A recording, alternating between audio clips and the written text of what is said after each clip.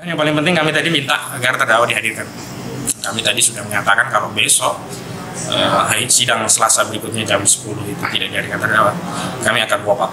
Karena terdakwa itu sesuai KUHP harus dihadirkan di hadapan persidangan yang terbuka secara umum untuk ikut dalam proses persidangan, baik ketika dia diambil keterangan sebagai terdakwa, termasuk juga ketika dia ikut hadir mendengarkan keterangan dari saksi-saksi. Begitu.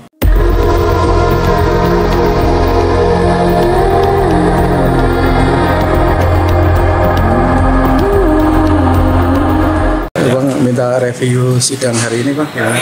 Ya, bismillahirrahmanirrahim. Assalamualaikum warahmatullahi wabarakatuh. Alhamdulillah, jadi hasil persidangan hari ini ternyata dari saksi-saksi dari yang dihadirkan jaksa penuntut umum justru memberikan keterangan yang meringankan Gus Nur.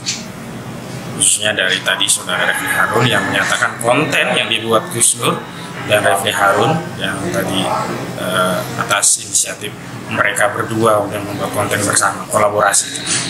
Menurut Refli Harun ya tidak melanggar hukum atas dasar itulah saudara saksi Refli Harun tadi juga mengupload konten video serupa di akun YouTube Refli Harun. Terlepas akhirnya Refli mengakui menghapus konten tadi, tapi bukan karena itu melanggar hukum, tapi tidak mau ada problem polemik saja. Tapi secara hukum konten ini tidak bermasalah. Padahal saudara Refli Harun kan adalah seorang ahli hukum gitu. Dan saya kira tidak mungkinlah sekelas saudara Refli Harun ceroboh atau gegabah mengupload satu konten sebelum melewati proses validasi, proses apa yang namanya verifikasi, atau bahasa saya tadi saya katakan apakah melewati proses quality control begitu sebelum diupload. Dan Refli menyatakan ya diproses. Itu bukan live video rekaman dan baru diupload setelah lolos seleksi ini. Selanjutnya kita juga lihat banyak saksi tadi sebenarnya banyak menjawab tidak tahu, dan saya juga sangat menyayangkan. Tapi apapun justru ini juga meringankan bagi Gus Nur. Dan yang paling penting ternyata ada semacam desain terhadap kasus ini, yakni apa yang dihadirkan dalam jawaban di persidangan yang itu diambil dari berita acara pemeriksaan, terutama dari video-video tadi, itu ternyata sudah dalam bentuk transkrip yang disediakan penyidik. Jadi bukan hasil materi tanya jawab penyidik kepada saksi sehingga saksi berdasarkan pemahamannya mengeluarkan pernyataan, tidak, tapi sudah disiapkan, disodorkan transkrip, saksi baru membaca dan kemudian menandatangani. Makanya tadi Refli Harun pun memberikan statement ya in general secara umum ya, tapi secara detail termasuk terkait titik koma, tanda baca, intonasi tentu tidak semua yang dibenarkan. Ada hal yang menarik, ternyata bukti yang dihadirkan tadi bukti yang tidak bisa utuh diputar. Dari 26 atau 28 menit yang bisa diputar cuma 3-4 menit. Dan ini tentu sesuai ketentuan pasal 6 Undang-Undang ITE kan bermasalah, karena bukti tadi kan harus bisa disajikan secara utuh. Nah, tadi juga di dalam semua transkrip tidak diturunkan secara utuh semua transkrip 26 atau 28 menit video tadi. Jadi fokus hanya hal-hal yang berkaitan dengan dakwaan yang dianggap bermasalah. Jadi kan kita tidak bisa memahami konteks diskusi antara Gus Nur dengan Refli Harun secara utuh. Seolah sudah di peta kompli, diarahkan pada konten-konten tertentu, sehingga kalau tidak dikaitkan dengan keseluruhan diskusi termasuk terkait omnibus law, terkait pandangan Gus Nur terkait sistem hari ini di mana kezaliman merajalela tidak bisa dipahami utuh, dan itu kami sayangkan. Demikian kami tetap akan mencatat di semua dan akan menjadi satu bagian dari materi pledoi kami kelak. Dan yang paling penting kami tadi minta agar terdakwa dihadirkan. Kami tadi sudah menyatakan kalau besok sidang Selasa berikutnya jam 10 itu tidak dihadirkan terdakwa, kami akan walk out. Karena terdakwa itu sesuai KUHP harus dihadirkan di hadapan persidangan yang terbuka secara umum untuk ikut dalam proses persidangan, baik ketika dia diambil keterangan sebagai terdakwa, termasuk juga ketika dia ikut hadir mendengarkan keterangan dari saksi-saksi. Begitu. Ya, terkait dengan ancaman walkout, itu apa untungnya buat kuasa hukum, terutama buat Gus Nur sendiri? Ya, kami ingin menunjukkan ada kezaliman baik dalam materinya maupun proses. Kenapa demikian? Nah, hari ini baik kami maupun keluarga tidak bisa menyebut Gus Nur, padahal banyak hal yang harus kami klarifikasi, kami verifikasi, materi-materi pembelaan, strategi pembelaan, dan itu merupakan hubungan yang diatur oleh undang-undang antara klien dengan advokat dalam rangka pembelaan, dan ini tidak bisa kami lakukan karena memang terdakwa hanya hadir dalam Zoom dan kami tidak bisa menemuinya. Makanya kami tadi meminta agar dihadirkan. Untung ruginya tentu kalau terdakwa hadir, untung kami banyak, dari maksimal bisa maksimal pembelaan.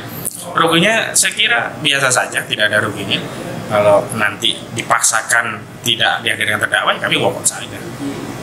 Dan justru akan menjatuhkan marwah atau wibawa pengadilan. Kenapa?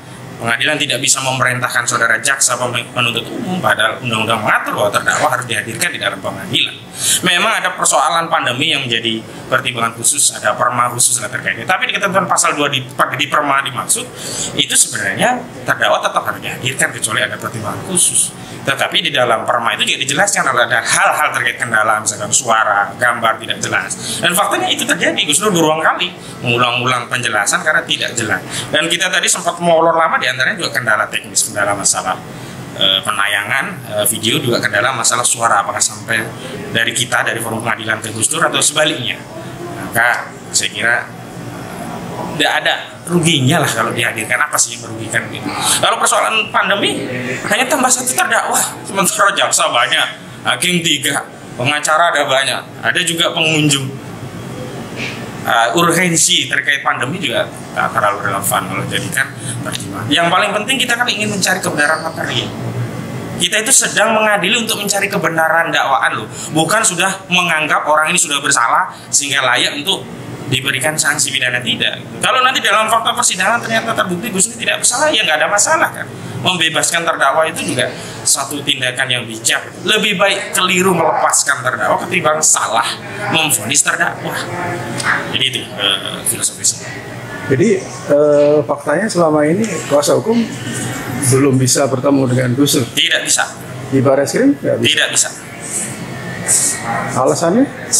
Ya selalu COVID lah menjadi alasan.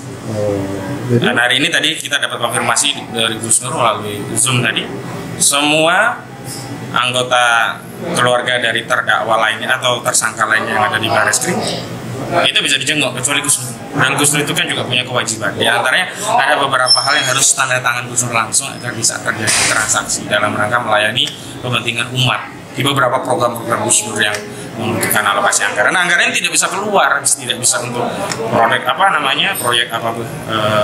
aksi sosial ya, semacam bedah rumah, bedah masjid. Itu kalau tidak ada tanda tangan Gus Nur. Ini kan sangat sayang. Terus selama ini komunikasinya pakai apa, Bang? Zoom tadi. Oh, yang di persidangan tadi? Iya. Rumah itu? Iya. Terus agenda sidang selanjutnya minggu depan ya? Ya, masih bisa saksi, tapi kita tidak tahu saksi dari pihak dari jaksa masih. Oh, masih jaksa, masih ya? jaksa. 2 orang saksi, tapi kita tidak tahu siapa yang dihadirkan. Oh, belum tahu ya. Oke Bang, gitu Bang, terima kasih Bang. Ya, sama-sama, mohon doanya ya, dimudahkan. Terima kasih. Assalamualaikum warahmatullahi wabarakatuh.